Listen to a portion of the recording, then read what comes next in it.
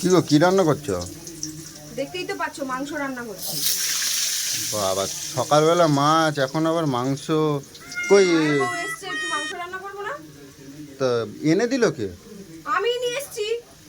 বাবা, সকালেই তো মাছ করলে, আবার এখন মাংস? দাঁত চেপে চেপে বলার কি হয়েছে তোমার? না, দাঁত চিপার কিছু নেই। কই আমার দিদিরা এলে তো এরকম নিজে কখনো গিয়ে শুরু হয়ে বাজারে, গেল হিংসা। আমার দিদিরা এলে তো কই তোমার নিজেরা দিদিরা গিয়ে আমাকে কখনো ভালো মন্দ খাওয়ায়? মাছ নিয়ে আসো না, মাছ মাংস বাজারে তো যাও না তখন। হ্যাঁ, তোমার দিদিরা মানে কত আমাকে ভালো মন্দ খাওয়ায়, এই তো ঘুরে আসলাম, এরম এরম করে খেতে দেয়। এতটা মাংস? এই মা, তোমার মনে এত হিংসা কেন গো? হিংসার কি আছে? তো এতটা মাংস এখানে কোথায়? এত মাংস, 700 মাংস, এতগুলো মানুষ খাবে, ভাই ভাইয়ের বউ খাবে, একটু মন তৃপ্তি করে খাবে না? ঠিক আছে, করো। কি হিংসা দেখ অঞ্জলি, বল এরকম হিংসা করলে কার ভালো লাগে বলতো? হিংসার কি দেখ, আছে? দাক্ষিণে এসে এসে বলছে না, আমাকে। কারণ আমার দিদিরা কি খাওয়ায় না নাকি? কই দিদিরা নিজে থেকে, খাওয়ায়, জানা জানি, এই নিজে ঘুরতে গেছিলাম। না, এই নিজে এরম থেকে। এরম করে খেতে দেয়, এরম এরম করে খা খা।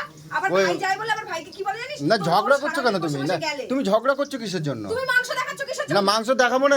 তুই মাংস দেখাবো না। কই নিজে তো যখন দিদিরা আসে, কই নিজে থেকে একবারে তো বাজারে যাওয়ার কথা মনে করো না, যে ভাইয়ের বউ এসেছে বলে যেহেতু নিজে ভাইয়ের বউ, ভাইটা তো আমার, ঠেকাটা তো আমার, তাই কেন আমার আমি কি দায়িত্ব। বাজারে এনে দিই না?